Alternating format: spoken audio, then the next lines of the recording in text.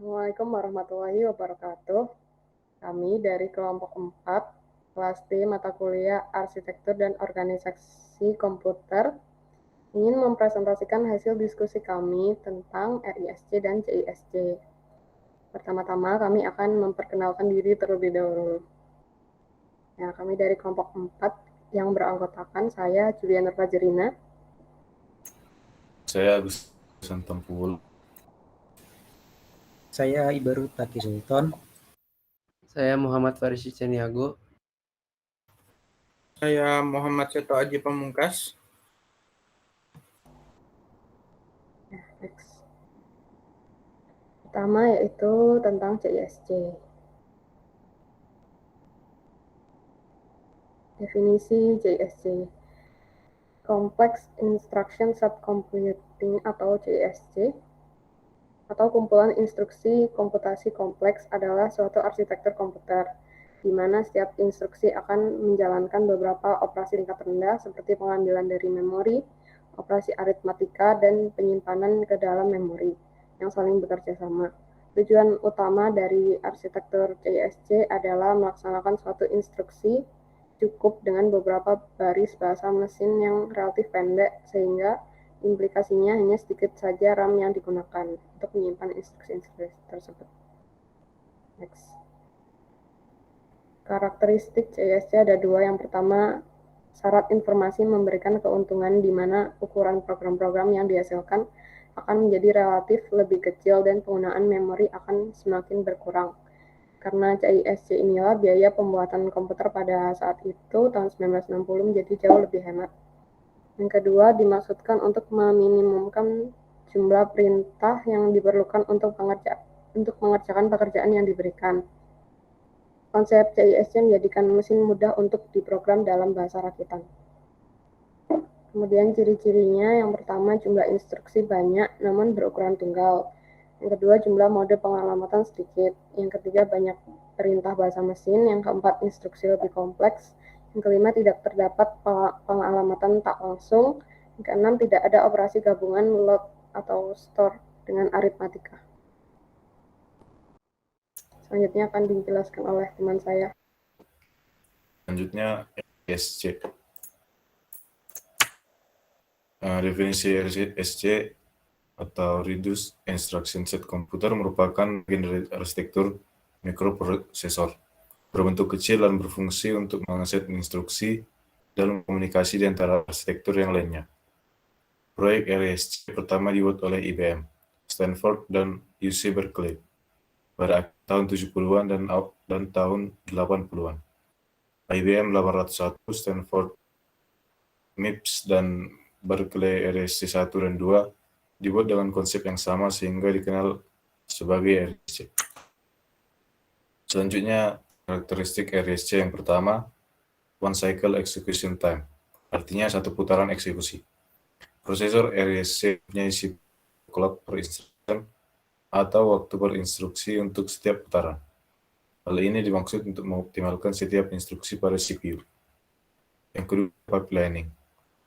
Pipelining adalah sebuah teknik yang memungkinkan dapat melakukan eksekusi secara simultan, sehingga proses instruksi lebih efisien. Yang ketiga, large number of registers. Jumlah register yang sangat banyak. RISC dimaksudkan untuk dapat menampung jumlah register yang sangat banyak untuk mengantisipasi agar tidak terjadi interaksi yang berlebihan dengan memori. Selanjutnya, ciri-ciri RISC. Yang pertama, instruksi berukuran tunggal. Yang kedua, ukuran yang umum adalah 4 byte. 3, jumlah pengalamatan data sedikit. 4, tidak terdapat pengalamatan tak langsung.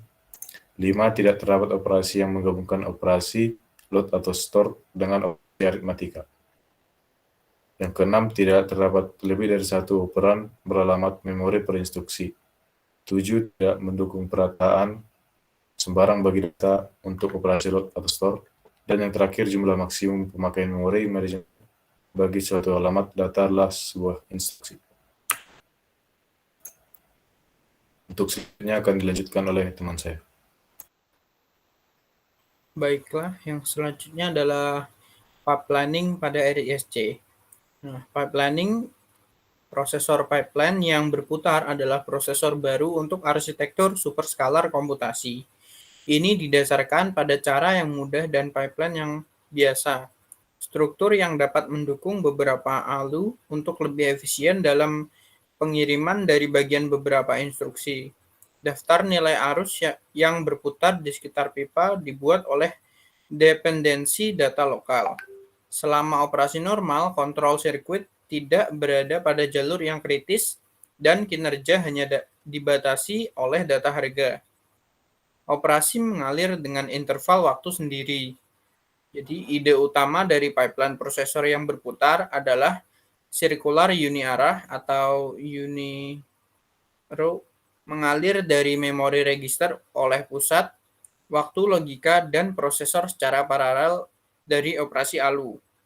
Nah, tahapan dari instruksi pipeline sebagai berikut, yaitu yang pertama mengambil instruksi dan membufferkannya. Kemudian ketika tahapan kedua bebas, tahapan pertama mengirimkan instruksi yang dibufferkan tersebut. Yang ketiga, pada saat tahapan kedua sedang mengeksekusi instruksi, tahapan pertama memanfaatkan siklus memori yang tidak dipakai untuk mengambil dan membufferkan instruksi berikutnya. Nah, kemudian ada operasi dengan high level language. Para peneliti telah melakukan beberapa penelitian untuk menganalisa tingkah laku program-program high level language atau HLL. Terdapat kecocokan dalam hasil campuran dalam bahasa dan aplikasi tersebut. Hasilnya seperti pada tabel tersebut, bahwa prosedur call atau return merupakan operasi yang paling banyak memakan waktu dan program-program HLL tersebut. Namun, penelitian ini menghasilkan sesuatu yang representatif bagi arsitektur kompleks instruksi set komputer atau CISC yang kontemporer, sehingga penelitian-penelitian tersebut dapat memberikan tuntutan bagi yang memerlukan cara yang efisien untuk mendukung high level language atau HLL. Kemudian ada operan. Nah, penelitian juga dilakukan pada operan. Nah, frekuensi dinamik terjadinya kelas-kelas variabel dalam program Pascal dan C menunjukkan bahwa mayoritas referensi menuju ke variabel-variabel skalar, lebih dari 80% variabel lokal. Penelitian tersebut menyatakan bahwa jenis arsitektur berpengaruh pada kecepatan pengaksesan operan. Selanjutnya akan dijelaskan oleh teman saya. Selanjutnya ada panggilan prosedur. Panggilan prosedur dan return merupakan aspek yang penting dalam program-program HLL atau High Level Language. Pada tabel di bawah itu menunjukkan bahwa prosedur call dan return merupakan operasi yang paling banyak membutuhkan waktu dalam program-program yang dikompilasi. Dua aspek yang lain adalah jumlah parameter dan variabel yang berkaitan dengan prosedur dan kedalaman pensarangan atau nesting. Selanjutnya ada implikasi, yaitu high level language paling baik dapat didukung dengan mengoptimalkan kinerja fitur yang paling memakan waktu dari program high level language tipikal.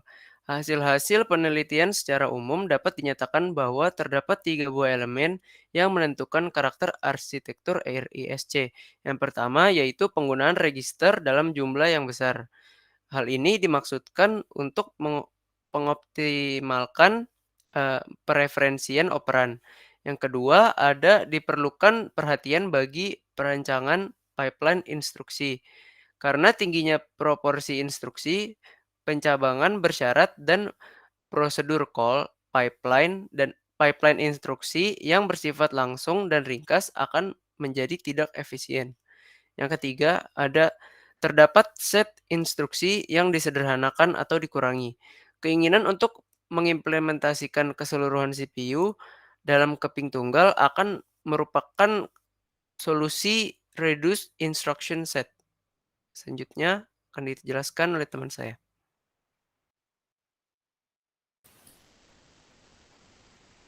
Penggunaan file register besar.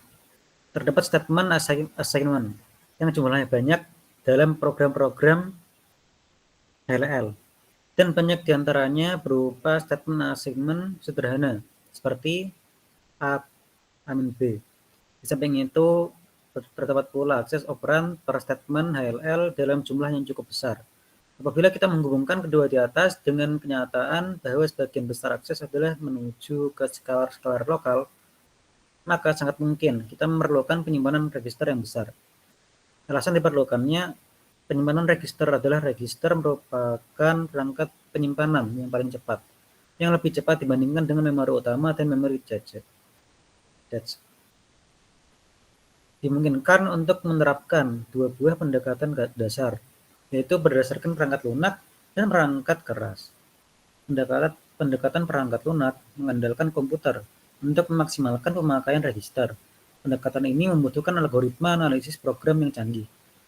Pendekatan perangkat keras dilakukan hanya dengan memperbanyak jumlah register, sehingga akan lebih banyak variabel yang dapat ditampung di dalam register dalam periode waktu yang lebih lama. Variabel-variabel global. Teknik register Windows memberikan organisasi yang efisien untuk penyimpanan variabel skalar lokal di dalam register. Akan tetapi, teknik ini tidak dapat memenuhi kebutuhan penyimpanan variabel global yang diakses oleh lebih dari sebuah prosedur. Misalnya variabel common dalam Fortran. Terdapat dua pilihan untuk memenuhi hal tersebut. Pertama, variabel-variabel yang dideklarasikan sebagai global pada HLL dapat disediakan lokasi-lokasi oleh compiler. Namun, bagi yang sering mengakses variabel-variabel global, teknik tersebut tidaklah efisien. Alternatifnya adalah melibatkan komponen register global di dalam CPU register ini. Harus memiliki jumlah yang tetap dan dapat dipakai oleh semua prosedur.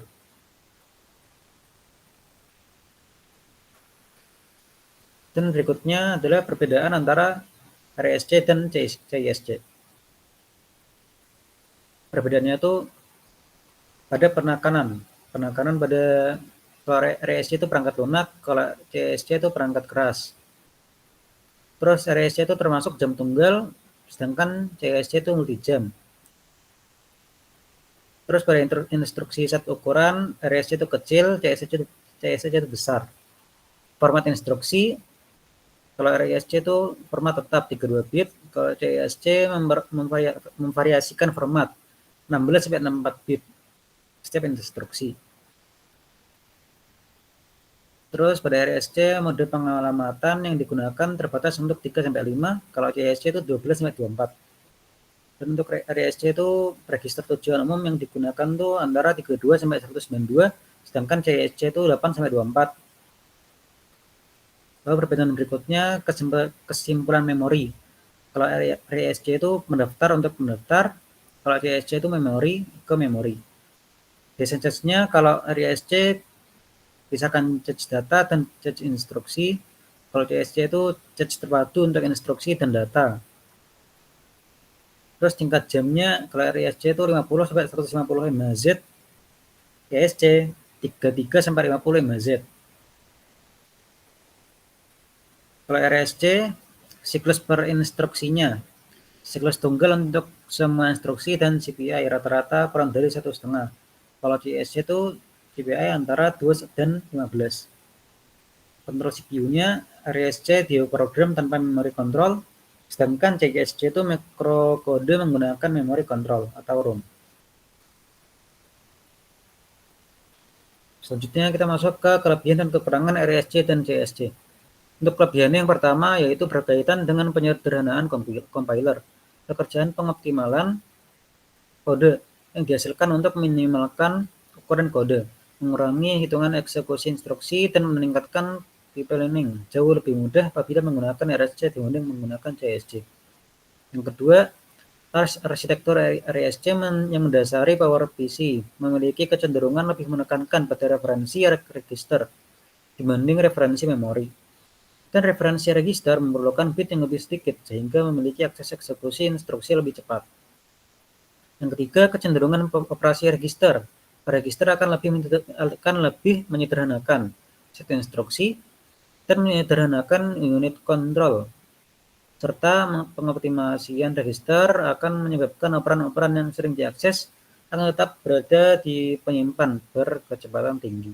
Dan yang keempat, penggunaan mode pengalamatan dan format instruksi yang lebih sederhana.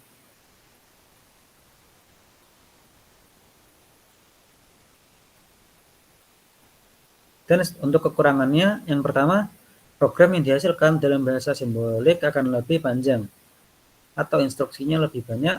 Dan kekurangan yang kedua, program berukuran lebih besar sehingga membutuhkan memori yang lebih banyak. Ini tentunya kurang menghemat sumber daya.